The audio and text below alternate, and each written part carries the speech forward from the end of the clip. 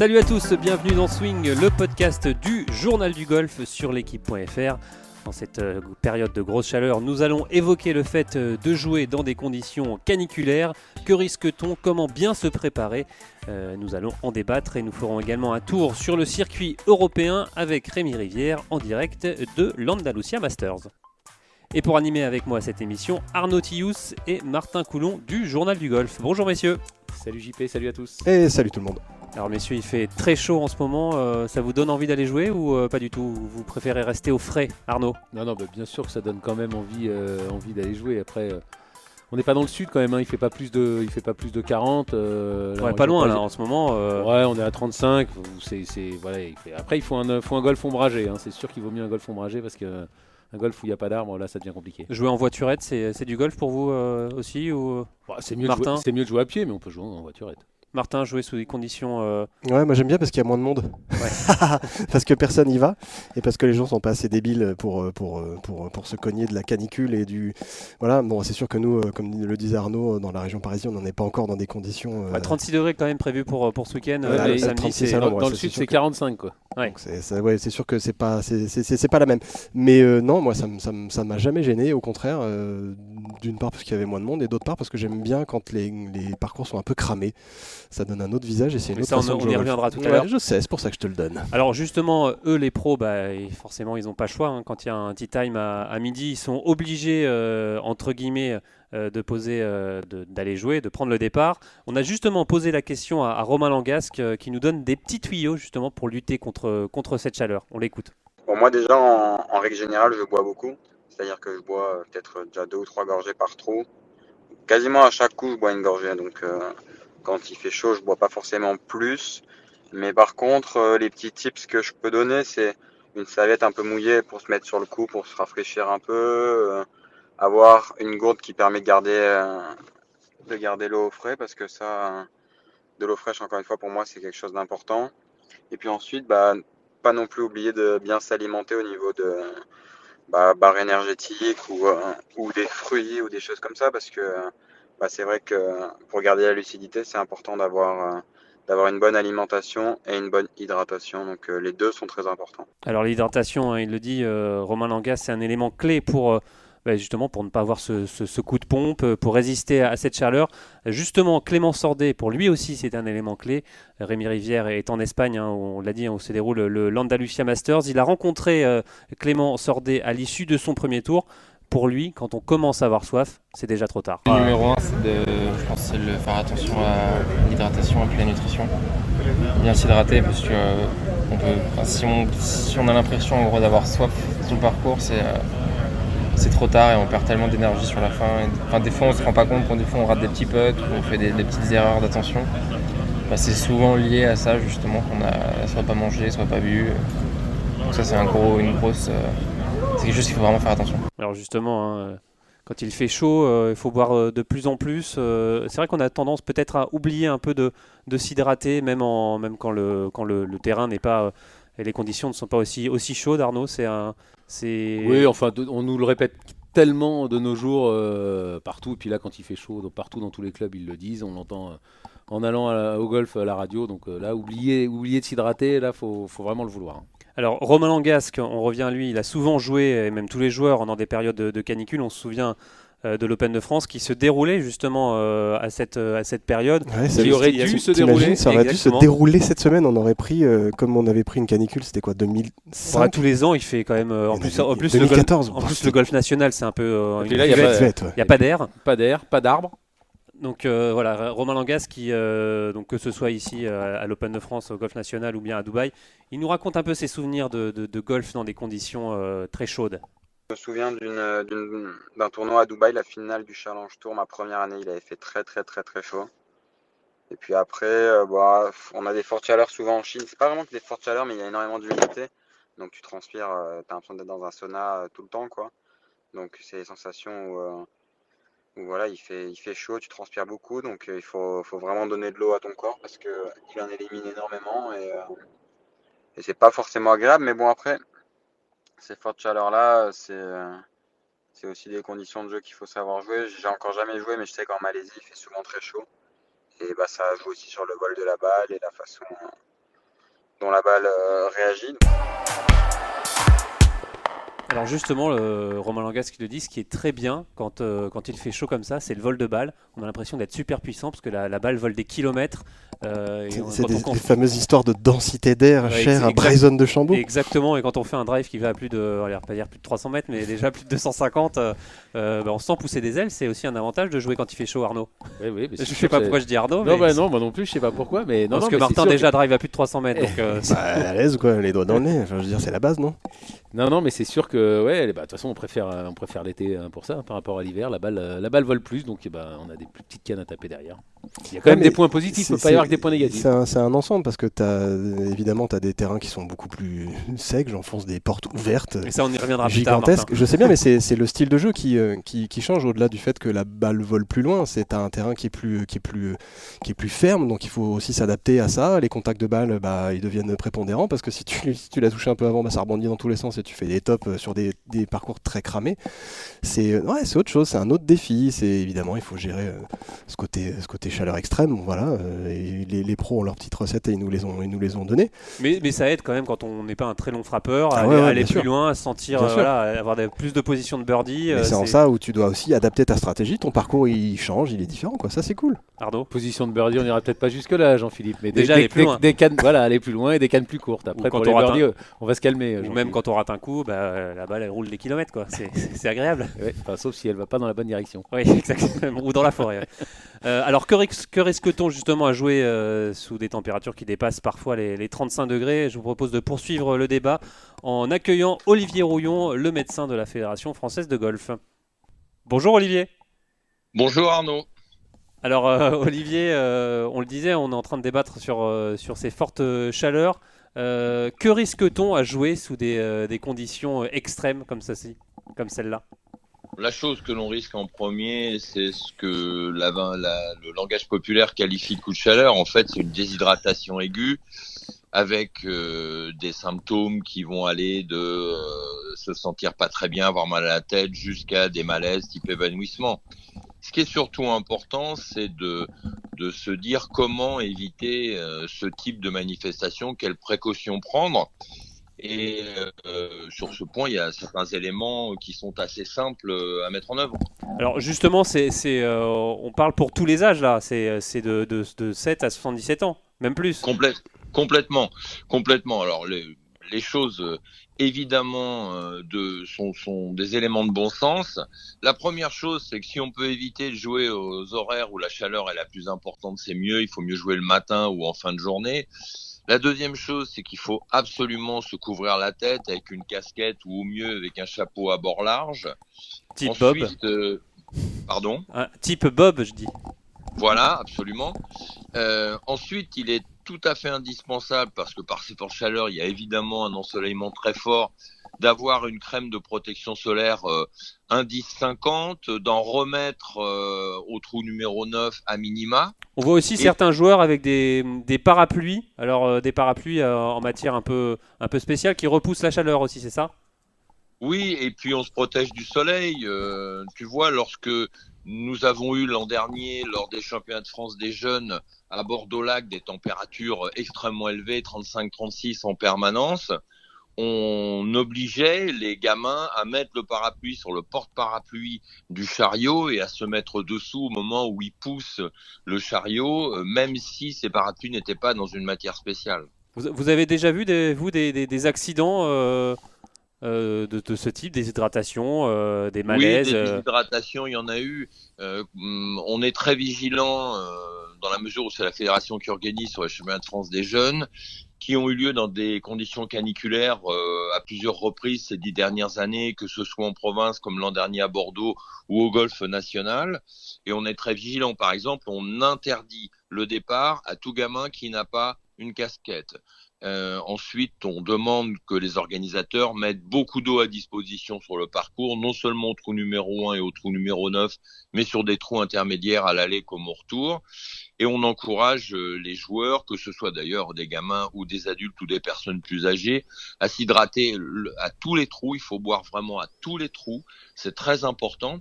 Et une des bonnes façons de savoir si on a suffisamment bu, c'est de se peser avant la partie en sous-vêtements, puis après la partie en sous-vêtements à nouveau. Et si vous avez perdu du poids, c'est que vous avez perdu de l'eau et donc vous n'êtes pas assez hydraté durant votre partie de golf. Alors la solution, c'est peut-être aussi de s'égarer dans les bois et d'aller chercher sa balle à l'ombre. Martin, vous avez une question pour Olivier? Ouais, Olivier, c'est une question assez débile, mais je pense que j'espère que je suis pas la seule à me la poser. On se dit évidemment qu'il faut boire beaucoup d'eau quand il fait chaud. Voilà, on enfonce une belle porte ouverte, mais c'est important de le rappeler.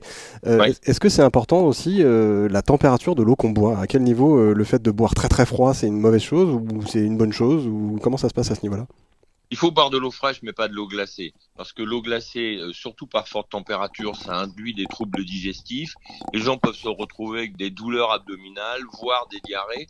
Et c'est pas du tout la bonne solution. Il faut boire frais, oui, mais pas glacé du tout. Et il faut éviter toutes les boissons gazeuses sur le terrain, que ce soit des sodas ou même de l'eau pétillante. Alors Olivier, quand on par exemple là ce week-end, on a réservé depuis longtemps un départ sur l'Albatros où on sait qu'il y a beaucoup de monde. Le départ est à 12h40. Quels sont les conseils que vous pouvez donner justement? On va passer 4 ou 5 heures sur le parcours. Il va faire plus de 36 degrés. Les conseils qu'on peut donner pour ces gens-là qui vont, En région jouer parisienne. en région parisienne ou même qui vont jouer en France, dans le sud de la France, dans le sud-ouest, dans le Là, sud-est. ça sera plus de 40. Voilà, où ça sera plus de 40. La première chose, c'est effectivement ce qu'on a dit tout à l'heure, chapeau, protection solaire, parapluie monté sur le porte-parapluie sur le chariot. Si possible, utilisez plutôt un chariot électrique ou une voiturette, en particulier dans les golfs où il y a de forts dénivelés, parce que c'est que ça évite quand même les efforts, et on sait que les efforts par très forte température peuvent être dangereux sur le plan cardiovasculaire. Ensuite, en termes d'hydratation, commencez à s'hydrater lorsqu'on s'échauffe, c'est-à-dire au practice. Boire régulièrement quand on est au practice pendant les 20 minutes où on va taper des balles. Et puis ensuite sur le terrain, boire vraiment à tous les trous, de façon extrêmement régulière. Et encore une fois, essayer d'éviter de perdre du poids parce que ça permet de juger si on s'est hydraté correctement ou pas. Arnaud? J'ai une question plutôt pour le golf professionnel, mais ça peut servir aussi peut-être aux amateurs, mais ça me semble plus compliqué. En Australie, enfin l'Open d'Australie en tennis, ils interdisent le jeu en fonction d'une certaine température et taux d'humidité. Là, avec les températures qu'on a en France, est-ce que vous déconseillez à partir je sais pas, par exemple pour les gens dans le sud, là où il va faire plus de 40, près de 45, est-ce que vous déconseillez est-ce qu'il y a une température un peu seuil ou des conditions un peu critiques? Alors pour monsieur tout le monde, s'il fait 40 ou un peu plus de 40, c'est fortement déconseillé de jouer au golf.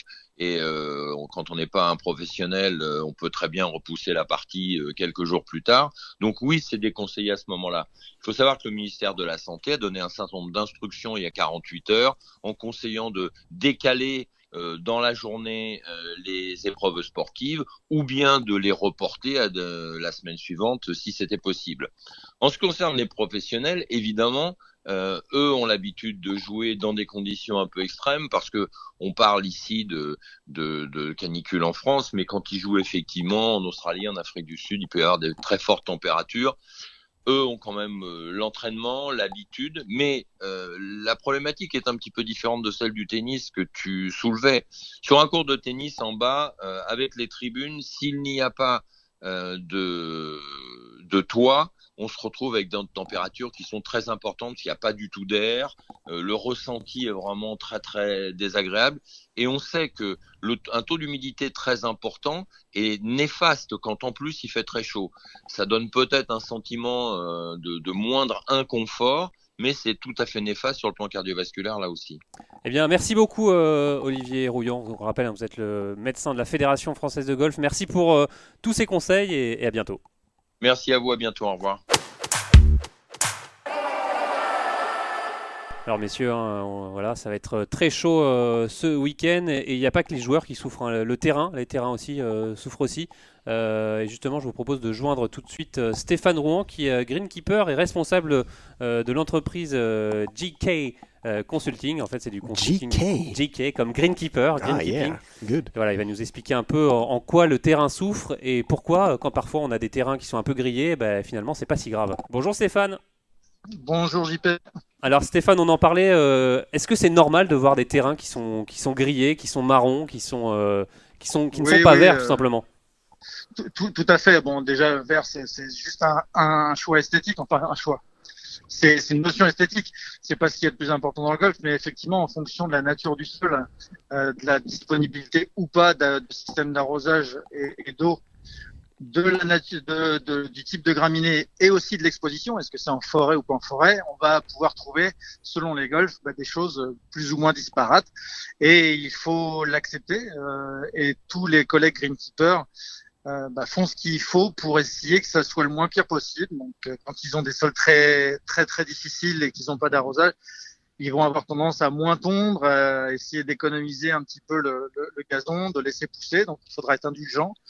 De toute façon, on ne cueille pas la balle, hein, donc peu importe s'il y a beaucoup de gazon ou pas beaucoup de gazon, il faut jouer le parcours tel qu'il est. Alors vous avez eu dans votre expérience de greenkeeper des remarques de membres, de joueurs qui disaient je comprends pas, là le fairway il est pas vert, ça me plaît pas, ça vous est déjà arrivé? Oui, tout à fait, mais c'est ce qu'on appelle un peu le syndrome magazine et télévision, puisque tout ce qu'on voit à la télé ou dans les magazines, c'est souvent des magnifiques photos tondues en damier, bien vert. Il faut savoir que les parcours les plus beaux sont pas forcément les plus verts. Si on va jouer, alors on parle souvent des links qui sont sur du sable, hein, mais aujourd'hui des grands golfs comme Chantilly, Morfontaine, Fontainebleau font exprès aussi de garder aussi cet esprit le plus naturel possible et d'avoir des couleurs différentes en fonction des saisons. Et ça n'empêche pas, mais vraiment pas du tout, de jouer au golf. Alors les conditions forcément de jeu sont même différentes. Martin, vous aviez une question Ouais. Mais c'est tout simplement pour savoir si c'était plus compliqué d'entretenir un parcours l'été que l'hiver. C'est quoi les défis en fait de l'été, évidemment, à part les défis vont vraiment se concentrer sur le maintien des greens, puisque en fin de compte le greenkeeping, on peut le résumer de façon assez simple. L'hiver, on essaye de combattre l'excès d'eau par des travaux d'aération, des top dressing, des choses comme ça. Et l'été, on essaye d'avoir, au contraire, de l'eau, éviter que ça sèche. Donc, c'est pas plus compliqué, c'est totalement différent. C'est pas les mêmes opérations. C'est-à-dire qu'on va plus travailler sur de l'anticipation avec des produits, des agents mouillants, être à l'affût de la station météo.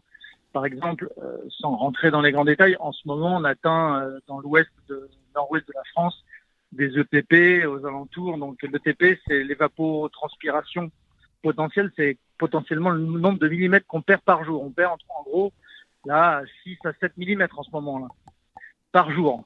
Donc, si on voulait réapporter à la plante autant de millimètres, il faudrait apporter 7 millimètres d'eau. Et donc, ça, pour donner une notion aux auditeurs, 1 millimètre d'eau, en gros, à l'hectare, c'est 10 mètres cubes. Ouais, c'est énorme. Voilà. Donc, plus on multiplie la surface, les fairways, les colliers, les départs, chaque golf a une réserve d'eau, soit par forage, soit... Donc, il faut la calculer, l'économiser. Et le grand défi des greenkeepers va être de gérer la quantité d'eau disponible pour pouvoir faire tout l'été. Le greenkeeper qui voudrait maintenir vert à tout prix dès le départ et que l'été dure, se verrait en grosse difficulté. C'est une période, l'été, c'est une période plus compliquée que, Martin l'a dit, que l'hiver, mais que le printemps, c'est une période redoutée pour un greenkeeper sur un parcours de golf? Non. Chaque saison est différente. C'est le printemps, l'hiver, l'automne. Après, on pourrait dire il n'y a plus de saison, mais chaque période est différente. C'est pas le même travail, mais c'est pas plus redouté. C'est des opérations et des réflexes différents qu'il faut avoir. Que ce soit sur les fréquences de tonte, les hauteurs de tonte, les opérations mécaniques qui sont pas les mêmes l'hiver ou l'été. Voilà, c'est un travail différent, mais c'est pas plus redouté. Alors Stéphane, vous êtes consultant, c'est ça? Vous êtes responsable de l'entreprise GK Consulting? Consult? Oui, GK, on est en France. GK, ouais. GK. Vous exercez sur quel golf et quels conseils vous donnez justement quand l'été arrive comme ça à ces différents golfs? Eh bien, j'ai la chance d'intervenir sur des golfs totalement différents, que ce soit des golfs boisés, un links, des golfs de bord de mer, et donc la priorité, ça va être les surfaces de jeu essentielles que sont les greens et les départs, d'avoir vraiment les meilleures qualités. Et ensuite, j'ai des golfs où il y a l'arrosage sur les fairways et des golfs où il n'y a pas l'arrosage sur les fairways. Le but, il est vraiment de maintenir un tapis végétal et la couleur est vraiment secondaire, voire tertiaire. Ce qu'il faut, c'est maintenir. Et donc, les hauteurs de tonte vont être différentes sur les fairways et sur les roughs en fonction du fait si j'ai l'arrosage ou pas l'arrosage. La fréquence de tonte aussi. Ouais, pour terminer, on sait que il y a de plus en plus de sécheresse, il y a de moins en moins d'eau. Est-ce que vous avez de plus en plus de pression environnementale et comment vous jugez comment ça va évoluer à l'avenir? Est-ce qu'un jour on pourrait interdire au golf d'arroser? Comment vous voyez l'avenir? Ça existe déjà. Il y a déjà des restrictions d'eau. Hein. Il y en a eu très tôt cette année. Alors ça peut paraître paradoxal, mais dans la région de Lille, il y a eu des restrictions d'eau dès le mois dès fin avril cette année, puisque les nappes s'étaient pas assez remplies durant l'hiver. Donc il y a déjà eu des restrictions, et quand il y a des restrictions, les golfs sont concernés assez rapidement, et donc on est limité à l'arrosage des surfaces essentielles que sont les greens. Donc dans les années à venir, il va falloir anticiper, que ce soit dans les créations ou dans l'entretien, en progressivement en inversant la flore, en changeant la flore, en incorporant des graminées, en tentant d'installer des graminées plus résistantes à la sécheresse. Je sais que dans le sud, il y a déjà des premiers essais qui se font avec des variétés dites C4, tropicales, qui se mettent en dormance l'hiver, mais qui ont la capacité de résister beaucoup plus facilement à des chaleurs au-dessus de 25 degrés. Donc, sans dire de bêtises, il me semble que Simon Valmy à Terre Blanche va essayer d'inverser la flore de ses fairways avec un chien dent, un cynodon actylon. Et il faut savoir qu'une inversion de flore, c'est minimum 3 ans de travail. Et effectivement, comme vous le disiez, on passe par un moins bien, mais il faut l'accepter quand on veut changer, que ce soit pour perdre du poids ou pour faire des performances sportives. Voilà, on est sur un être vivant aussi, le gazon, et il faut passer par des moments où on va faire mourir le gazon existant pour installer un autre gazon. Donc, il faut, dans tous les cas, c'est ce que je dis, c'est mon message principal auprès des comités, des directeurs, des présidents. Il faut faire confiance au greenkeeper, lui donner les moyens de faire ce qui est le mieux et avoir de la patience. On est là pour vous, on est là pour les golfeurs, et voilà, on n'a pas le même maillot, mais on fait le même sport. Ça marche, merci beaucoup Stéphane. Merci. Et à bientôt. Merci, au revoir.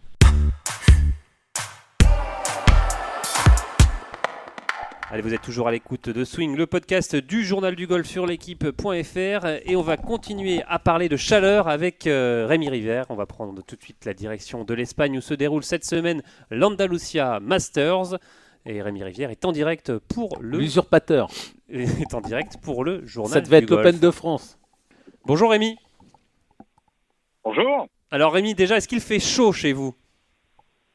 Alors oui, le traditionnel point météo, Jean-Philippe, c'est ça. Oui, il fait très chaud à Valderrama. Il fait, je sais pas, aux alentours de 26-27, mais surtout, ça va. On est près de la mer, Jean-Philippe, pour rien vous cacher, donc il y a de l'air, et ça fait plaisir. Est-ce que vous êtes parti faire du bateau alors du coup? C'est le traditionnel point tourisme. Je suis pas du tout parti faire du bateau. J'aurais bien aimé prendre la mer aujourd'hui, mais on est plutôt sur la terre à Valderrama. Il y a un beau tournoi à suivre quand même. Hein. En plus, je rappelle, un tournoi qui nous a volé notre date. Alors Arnaud, calmez-vous, on va en parler tout de suite. Rémi, justement, on en parlait. Cette semaine, normalement, devait se dérouler l'Open de France au Golf National, qui a été remplacé donc par ce Andalusia Masters. Est-ce que ça fait bizarre pour les joueurs français? Est-ce que vous avez eu des petites réactions à ce sujet-là? Oui, alors c'est sûr qu'ils ne peuvent pas s'empêcher d'y penser. Hein. J'en ai discuté avec la plupart d'entre eux, Clément Sordet, Victor Pérez notamment. Ils sont tous d'accord pour dire que c'est bizarre d'être à Malaga et de ne pas être à Paris ce week-end, cette semaine. Après, le changement de date est acté depuis longtemps, ils s'y sont faits et de toute façon, ils ont tous dit qu'il fallait faire avec. Moi je pense surtout, pour la petite anecdote, on a vu Sergio Garcia en conférence de presse hier, et mon ami lui a demandé s'il était satisfait de cette nouvelle date, et il a répondu que oui, mais sans citer une seule fois l'Open de France. Donc vous l'avez compris, ici il n'y a que les Français qui pensent au golf national, pas les autres. Ouais, enfin je pense qu'il y pense, hein, Sergio, mais il n'a pas envie d'en parler. Mais je pense qu'il sait quand même que là-dessus, il sait qu'il a piqué la date de l'Open de France. Il n'est pas bête. Alors évidemment, il y a l'influence de Sergio Garcia, même s'il ne fait pas partie du conseil des joueurs du board auprès du Tour. Il reste un joueur majeur du circuit. Mais la principale raison de ce changement, elle est évidemment économique. En fait, Sergio a trouvé un sponsor titre pour son tournoi qui est l'Estrella Damm, ici, la marque de bière espagnole. Et c'est pour un contrat de 5 ans qui a permis de porter le prize money à 3 millions contre 1 million l'an passé, si je dis pas de bêtises. Donc pour l'instant, c'est pas un Rolex Series, mais c'est déjà un meilleur tournoi. Et si vous ajoutez à ça, l'incapacité de l'Open de France à trouver un sponsor majeur depuis le départ d'Achena et la perte du statut, on comprend cette inversion de date. L'incapacité de l'Open de France, rappelons que c'est le Tour européen qui organise quand même l'Open de France. Donc, c'est l'incapacité du Tour européen d'abord à trouver un sponsor. Bien sûr, Arnaud. Merci Arnaud pour cette précision. Justement, Rémi, beaucoup de Français cette semaine et notamment Victor Dubuisson. Hein, c'est toujours un petit événement quand le joueur français qui habite Andorre est sur le Tour européen. Est-ce que vous l'avez vu, Victor? Apparemment, il aurait changé de caddie. Alors, j'ai bien cherché Victor hier et aujourd'hui et figurez-vous que je ne l'ai pas trouvé. Par contre, donc j'ai croisé son ancien caddie, Marc Dufy, qui se baladait hier seul près du putting green.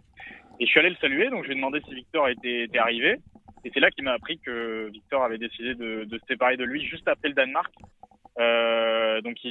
Danemark, Victor avait raté le cut, si mes souvenirs sont bons, et il m'a précisé que c'était une décision qui venait de Victor. Il savait pas qui sera son prochain caddie, et donc j'aurais bien aimé vous le dire, mais j'ai toujours pas croisé Victor, et j'espère le voir cet après-midi sur le parcours.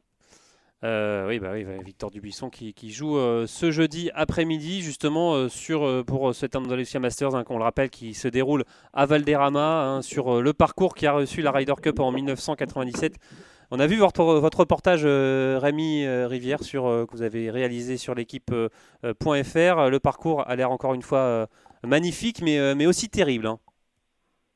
Oui, magnifique, ouais, Jean-Philippe. C'est la première fois que je viens à Valderrama et j'ai eu la chance de visiter pas mal de parcours grâce à notre beau métier. Mais là, j'ai eu vraiment une grosse impression en arrivant ici. C'est Victor Pérez qui m'en parlait hier. Le parcours a été fermé plus d'1 mois avant le tournoi pour être parfait. Et il est parfait. Les départs ressemblent à des greens. Les greens sont sublimes. Pas encore trop secs, comme il me disait. Bon, bref, c'est très joli et les joueurs se régalent d'être ici. Et effectivement, il y a eu la Ryder Cup, comme vous le disiez, Jean-Philippe. C'était en 97, la première qui a été jouée en dehors des îles britanniques, hein, si je dis pas de bêtises. Ouais, c'est ça, sur l'Europe continentale. Voilà, et donc la victoire européenne aussi avec le regretté CV Ballesteros dont on parle beaucoup ici. Enfin bref, voilà, j'en discutais. Les joueurs ont quelques souvenirs, avec les Français j'en discutais un peu, mais la plupart des joueurs ont plutôt vu en replay sur Internet. Hein. C'est un moment auquel ils pensent, mais c'est quand même un peu loin. Ouais, 97, c'était il y a très longtemps. On a vu également sur votre reportage des images de vous l'avez dit, hein, Sergio Garcia, mais aussi Jon Rahm, les stars espagnoles qui sont présentes. Pourtant, ce n'est pas un Rolex Series. 3 millions d'euros, bon, oui. Mais les joueurs qui viennent quand même, un joueur comme Jon Rahm qui est d'habitude sur le PGA Tour, là il fait le déplacement pour son Open national. C'est pas vraiment son Open national, mais il fait le déplacement pour soutenir un tournoi. C'est l'Open d'Espagne, il est espagnol. Oui, c'est l'Andalusia Master. Un tournoi de son pays, quoi. Et c'est là où, voilà, évidemment, ces joueurs-là, ils ont une responsabilité, énorme dans le fait d'attirer des sponsors. Et j'ai aucune idée des dessous, des arcanes de comment. Vous pensez qu'il a été payé pour venir, Jon Rahm ? Fichtrement aucune idée, mais je pense que c'est pas anodin qu'un joueur de ce calibre-là vienne sur un tournoi de ce calibre-là, toute proportion gardée évidemment, c'est quand même un gros tournoi sur un beau parcours, mais voilà, ce genre de joueur-là du top niveau mondial, il se déplace jamais par hasard, quoi. Pour un tournoi à 3 millions d'euros. L'Open d'Espagne aura lieu du 3 au 6 octobre, autant pour moi. Juste avant l'Open d'Italie et l'Open de France. Voilà. Bon, d'accord, un tournoi de son pays alors. Voilà. Arnaud, vous vouliez rajouter quelque chose à part cette brillante remarque ? Non, c'était juste ça pour l'Open d'Espagne qui était en octobre. Voilà, c'est tout. Alors préciser, oui, Rémi, allez-y. Quelque chose par rapport à Jon Rahm, vous vous demandez s'il avait été payé ou reçu une appearance fee. En fait, j'en ai discuté avec un joueur français notamment, je vais pas le citer parce que je sais pas s'il veut l'être, mais il estime que c'est plutôt des deals de on va dire de amicaux, c'est-à-dire que Jon Rahm vient au tournoi de Sergio Garcia et peut-être que Sergio Garcia viendra plus tard à un événement de Jon Rahm. Donc c'est voilà, il n'y a pas d'argent en jeu a priori, mais c'est plutôt des contrats voilà. Alors, pour revenir dans l'actu, on a vu que ce matin que Victor Pérez avait réalisé une brillante carte de -6 qui pour le moment était leader au Clubhouse, comme on dit. Rémi, est-ce que vous avez pu le suivre ? Est-ce que vous avez eu une réaction de Victor Pérez qui est leader ?